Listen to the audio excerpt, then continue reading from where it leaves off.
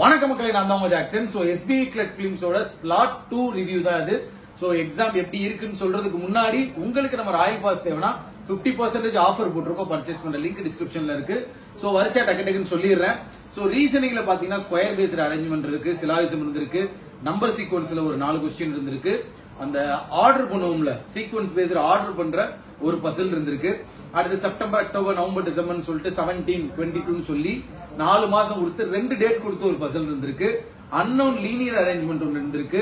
Blood relation ஒரு 3 question, inequality ஒரு 2 question இருந்திருக்கு. டோட்டலா ரீசனிங் பொறுத்த வரைக்கும் ரொம்ப ஈஸியா தான் இருந்திருக்கு. 30+ போடலாம் அப்படின்றத மக்கள் கருத்து சொல்லியிருக்காங்க. சரிங்களா? பட் பிகினரால போட முடியுமான்னு தெரியல. பட் நல்லா படிச்சிருந்தீங்க, நல்ல ரீசனிங் பிராக்டிஸ் பண்ணீங்கன்னா உங்களுக்கு 30+ பாசிபிள். குவான்ஸை பொறுத்த வரைக்கும் simplification 10, missing number 5, DI table DI 5, DI graph, அடுத்த அப்ளிகேஷன் 10, கேஸ்லெட் ஒரு 4 இதான் இருக்கு. குவான்ஸை பொறுத்தவரையும் 22+ போடலாம் அப்படின்னு தான் மக்கள் கருத்து சொல்லியிருக்காங்க.